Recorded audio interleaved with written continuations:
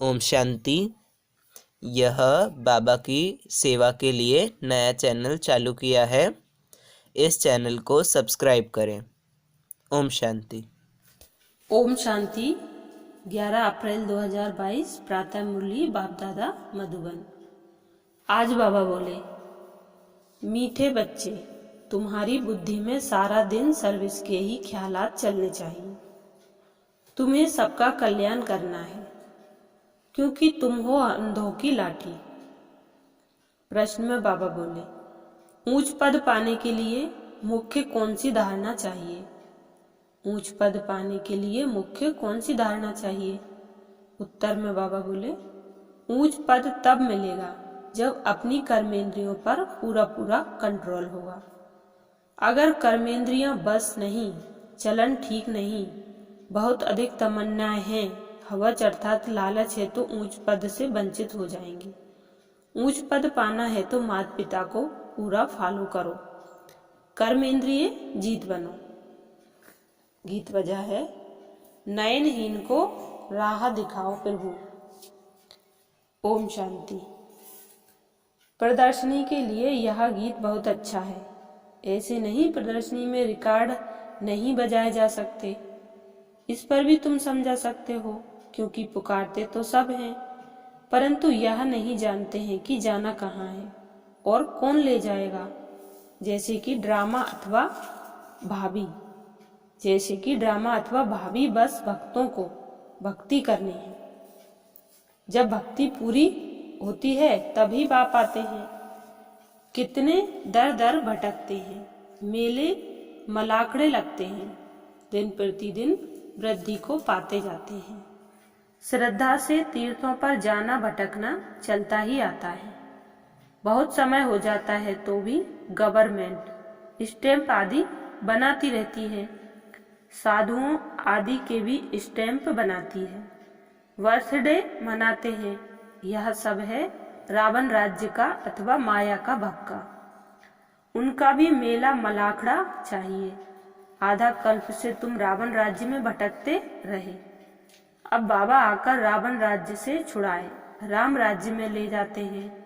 दुनिया यह नहीं जानते कि आपे ही पूज्य, आपे ही पुजारी। यह महिमा किसकी है? पहले 16 कला संपूर्ण पूज्य रहते हैं, फिर 2 कला कम हो जाती है तो उनको सेमी कहेंगे। फुल पूज्य, फिर 2 कला कम होने से सेमी पूज्य कहेंगे। तुम जानते हो पुजारी से फिर पूज्य बन रहे हैं, फिर सेमी पूज्य बनेंगे। अब इस कलयुग के अंत में हमारा पुजारी पने का पार्ट खत्म होता है। पूज्य बनाने के लिए बाबा को आना पड़ता है। अब बाबा विश्व का मालिक बनाते हैं। विश्व तो यह भी है, वह भी है, होगी। वहां मनुष्य बहुत थोड़े होते हैं। एक धर्म होता है, अनेक धर्म होने से भी हंगामा होता है। अब बाबा आया है लायक बनाने। जितना बाबा को याद करेंगे उतना अपना भी कल्याण करेंगे। देखना है कि कल्याण करने का कितना शौक रहता है। जैसे आर्टिस्ट हैं, उनको ख्याल रहता है ऐसे ऐसे चित्र बनाएं जिससे मनुष्य अच्छी रीति समझ जाए। समझेंगे हम बेहद के बाप की सर्विस करते हैं, भारत को स्वर्ग बनाना है। प्रदर्शनी में देखो कितने ढेर आते हैं, तो प्रदर्शनी के ऐसे चित्र बनाएं जो कोई भी समझ जाए कि यह चित्र एक्यूरेट रास्ता बताने वाले हैं। मेले मलाखड़े आदि जो हैं वह तो उनके आगे कुछ भी नहीं है। आर्टिस्ट जो इस ज्ञान को समझते हैं उनकी बुद्धि में रहेगा ऐसे ऐसे चित्र बनाएं जो बहुतों का कल्याण हो जाए। रात दिन बुद्धि इस बात में लगी रहे। इन चीजों का बहुत शौक रहता है। मौत तो अचानक आता है। अगर जुत्ती आदि की याद में रहे, मौत आ गया तो जुत्ती जैसा जन्म मिलेगा। यहाँ तो बाप कहते हैं देह सहित सबको भूलना है। यह भी तुम समझते हो कि बाप कौन है। कोई से पूछो आत्माओं के बाप को जानते हो? कहते हैं नहीं। याद कितना करते हैं, मांगते रहते हैं, देवियों से भी जाकर मांगते हैं। देवी की पूजा की और कुछ मिल गया तो बस उन पर कुर्बान हो जाते हैं। फिर पुजारी को भी पकड़ लेते हैं, वह भी आशीर्वाद आदि करते हैं। कितनी अंधश्रद्धा है, तो ऐसे ऐसे गीतों पर प्रदर्शनी में भी समझा सकते हो। यह प्रदर्शनी तो गांव गांव में जाएगी। बाप गरीब निवाज है, उन्हों को जोर से उठाना है। साहूकार तो कोटों में कोई निकलेगा। प्रजा तो ढेर है, यहाँ तो मनुष्य से देवता बनना है। बाप से वर्षा मिलता है, पहले पहले तो बाप को जानना चाहिए कि वह हमको पढ़ाते हैं। इस समय मनुष्य कितने पत्थर बुद्धि हैं, देखते भी हैं, इतने सेंटर पर आते हैं, सबको निश्चय है बाप टीचर सदगुरु है, यह भी समझते नहीं है। एक दूसरा गीत भी है कि इस पाप की दुनिया से कहीं दूर ले चल, वह भी अच्छा है। यह पाप की दुनिया तो है ही, भगवानुवाच यह आसुरी संप्रदाय है, मैं इनको देवी संप्रदाय बनाता हूँ। फिर मनुष्यों की कमेटियां आदि यह कार्य कैसे कर सकती? यहाँ तो सारी बात ही बुद्धि की है। भगवान कहते हैं तुम पतित हो, तुमको भविष्य के लिए पावन सो देवता बनाता हूँ। इस समय सभी पतित हैं, पतित अक्षर ही विकार पर है। सतयुग में वॉइसलेस वर्ल्ड थी, यहाँ है विशेष वर्ल्ड। कृष्ण को 16,108 रानियां दे दी हैं, यह भी ड्रामा में नूंद है। जो भी शास्त्र बनाए हुए हैं उनमें गिलानी कर दी है। बाबा जो स्वर्ग बनाते हैं उनके लिए भी क्या क्या कहते हैं, अभी तुम जानते हो। बाबा हमको कितना ऊंच बनाते हैं, कितनी अच्छी शिक्षा देते हैं। सच्चा सच्चा सत्संग यहाँ है, बाकी सब है झूठ संग। ऐसे को फिर परमपिता परमात्मा आकर विश्व का मालिक बनाते हैं। बाप समझाते हैं, बच्चे तुमको अब अंधों की लाठी बनना है। जो खुद ही सज्जे नहीं है वह फिर औरों की लाठी क्या बनेंगे। बल करके ज्ञान का विनाश नहीं होता। एक बारी माँ बाप कहा तो कुछ न कुछ मिलना चाहिए, परंतु नंबर बार पद तो है ना, चलन से भी कुछ मालूम पड़ जाता है।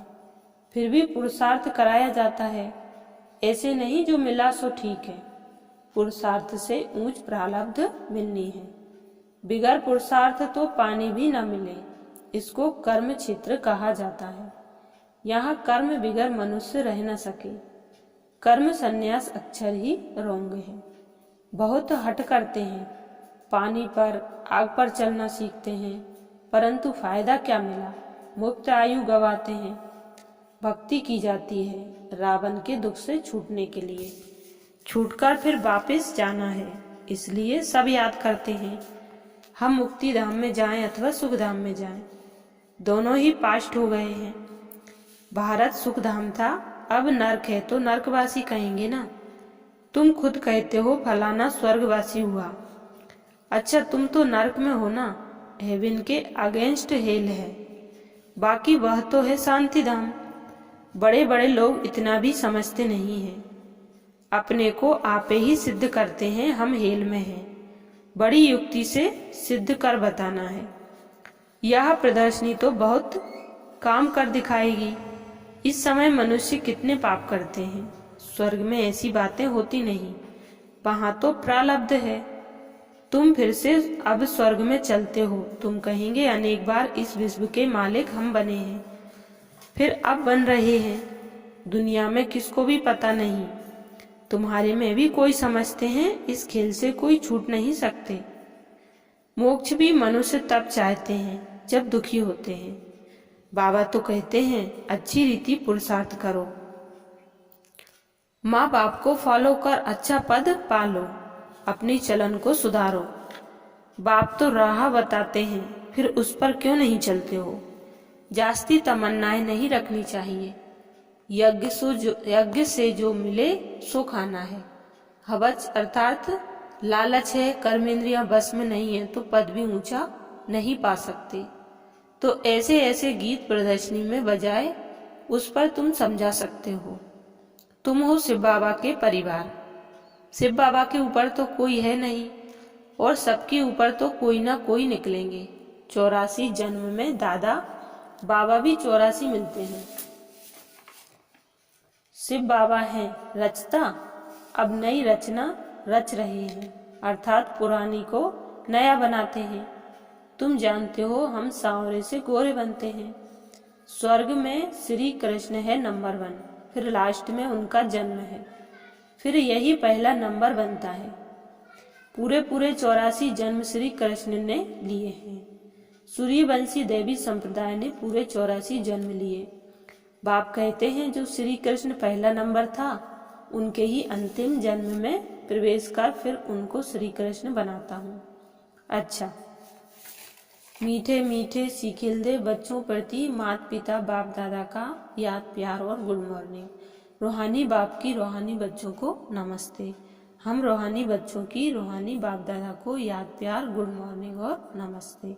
धारणा के लिए मुख्य सार। पहले पॉइंट, कोई भी विनाशी तमन्नाएं नहीं रखनी है, अपना और सर्व का कल्याण करना है। दूसरी पॉइंट, देह सहित सब कुछ भूल वापस घर चलना है, इसलिए चेक करना है कि बुद्धि कहीं पर भी अटकी हुई ना हो। वरदान दिया बाबा ने, नेचुरल अटेंशन को अपनी नेचर अर्थात आदत बनाने वाले स्मृति स्वरूप भाव। नेचुरल अटेंशन को अपनी नेचर अर्थात आदत बनाने वाले स्मृति स्वरूप भाव। डिटेल है, सेना में जो सैनिक होते हैं वह कभी भी अलबेले नहीं रहते, सदा अटेंशन में अलर्ट रहते हैं। आप भी पांडव सेना हो, इसमें जरा भी अलबेलापन ना हो। अटेंशन एक नेचुरल विधि बन जाए। कई अटेंशन का भी टेंशन रखते हैं, लेकिन टेंशन की लाइफ सदा नहीं चल सकती, इसलिए नेचुरल अटेंशन अपनी नेचर बनाओ। अटेंशन रखने से स्वतः स्मृति स्वरूप बन जाएंगे। विस्मृति की आदत छूट जाएगी, विस्मृति की आदत छूट जाएगी। स्लोगन दिया बाबा ने, स्वयं के स्वयं टीचर बनो तो सर्व कमजोरियां स्वतः समाप्त हो जाएंगी। स्वयं के स्वयं टीचर बनो तो सर्व कमजोरियां स्वतः ही समाप्त हो जाएंगी। आगे हैं मातेश्वरी जी के अनमोल महावाक्य। पहली पॉइंट, याद का तैल्लुक अर्थात संबंध है ज्ञान से। ज्ञान के बिना याद यथार्थ नहीं रह सकती। पहले पहले मनुष्य को अपनी सुखी जीवन बनाने के लिए कौन सी मुख्य पॉइंट बुद्धि में रखनी है?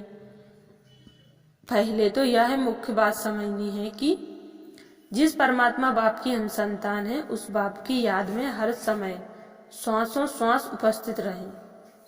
उस अभ्यास में रहने की पूर्ण रीति से कोशिश करनी है। अब श्वासों श्वास का मतलब है लगातार बुद्धि योग लगा रहे, जिसको निरंतर योग अटूट अजपा जाप याद कहा जाता है। यह कोई मुख से जपने वाली याद नहीं है और ना ही कोई मूर्ति सामने रखकर उसका ध्यान करना है, परंतु यह बुद्धि योग द्वारा याद रखनी है। अब वो याद भी निरंतर तब रह सकेगी जब परमात्मा का पूरा परिचय हो, तभी ध्यान पूर्ण लग सकेगा। परंतु परमात्मा तो गीता में साफ कहते हैं, न मैं ध्यान से न जप से मिलता हूँ, ना मेरी सूरत को सामने रख उनका ध्यान करना है। परंतु ज्ञान योग द्वारा परमात्मा को पाना है, इसलिए पहले चाहिए ज्ञान।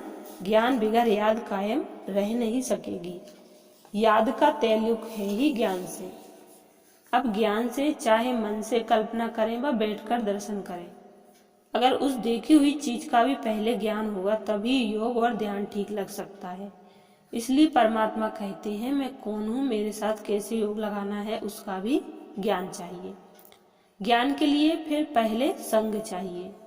अब यह सब ज्ञान की पॉइंट बुद्धि में रखनी है, तभी योग ठीक लग सकेगा।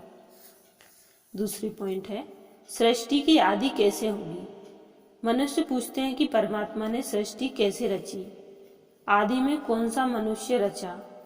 अब उसका नाम रूप समझना चाहते हैं। अब उस पर उन्हों को समझाया जाता है कि परमात्मा ने सृष्टि की आदि ब्रह्मा तन से की है। पहला आदमी ब्रह्मा रचा है। तो जिस परमात्मा ने सृष्टि की आदि की है, तो अब उस परमात्मा ने भी इस सृष्टि में अपना पार्ट बजाया है। अब परमात्मा ने कैसे पार्ट बजाया? पहले तो परमात्मा ने सृष्टि को रचा, उसमें भी पहले ब्रह्मा को रचा। तो गोया पहले ब्रह्मा की आत्मा पवित्र हुई, वही जाकर श्री कृष्ण बनी। उसी तन द्वारा फिर देवी देवताओं के सृष्टि की स्थापना हुई, उसी तन द्वारा फिर देवी देवताओं की सृष्टि की स्थापना की। तो देवी सृष्टि की रचना ब्रह्मा तन द्वारा कराई। तो देवी देवताओं का आदि पिता ठहरा ब्रह्मा, देवी देवताओं का आदि पिता ठहरा ब्रह्मा। ब्रह्मा से श्री कृष्ण बनता है, वही श्री कृष्ण का फिर अंत का जन्म ब्रह्मा है। अब ऐसे ही सृष्टि का नियम चलता आता है। अब वही आत्मा सुख का पार्ट पूरा कर दुख के पार्ट में आती है, तो रजो तमो अवस्था पास कर फिर शूद्र से ब्राह्मण बनती है। तो हम हैं ब्रह्मा वंशी, सो शिव वंशी सच्चे ब्राह्मण। अब ब्रह्मा वंशी उसको कहते हैं जो ब्रह्मा के द्वारा अविनाशी ज्ञान लेकर पवित्र बनते हैं। तीसरा है ओम शब्द का यथार्थ अर्थ। ओम शब्द का यथार्थ अर्थ, जब हम ओम शांति शब्द कहते हैं तो पहले ओम शब्द के अर्थ को पूर्ण रीति से समझना है। अगर कोई से पूछा जाए ओम का अर्थ क्या है, तो वो लोग ओम का अर्थ बहुत ही लंबा चौड़ा सुनाते हैं। ओम का अर्थ ओमकार बड़े आवाज से सुनाते हैं। इस ओम पर फिर लंबा चौड़ा शास्त्र बना देते हैं, परंतु वास्तव में ओम का अर्थ कोई लंबा चौड़ा नहीं है। अपने को तो स्वयं परमात्मा ओम का अर्थ बहुत ही सरल और सहज समझाते हैं। ओम का अर्थ है मैं आत्मा हूँ, मेरा असली धर्म शांत स्वरूप है। अब इस ओम के अर्थ में उपस्थित रहना है। तो ओम का अर्थ मैं आत्मा परमात्मा की संतान हूँ। मुख्य बात यह हुई कि ओम के अर्थ में सिर्फ टिकना है, बाकी मुख से ओम का उच्चारण करने की जरूरत नहीं है। यह तो बुद्धि में निश्चय रखकर चलना है। ओम का जो अर्थ है उस स्वरूप में स्थित रहना है। बाकी वह लोग भले ओम का अर्थ सुनाते हैं मगर उस स्वरूप में स्थित नहीं रहते। हम तो ओम का स्वरूप जानते हैं, तभी उस स्वरूप में स्थित होते हैं। हम यह भी जानते हैं कि परमात्मा बीज रूप है और उस बीज रूप परमात्मा ने इस सारे झाड़ को कैसे रचा हुआ है, उसकी सारी नॉलेज हमें अभी मिल रही है। अच्छा, ओम शांति।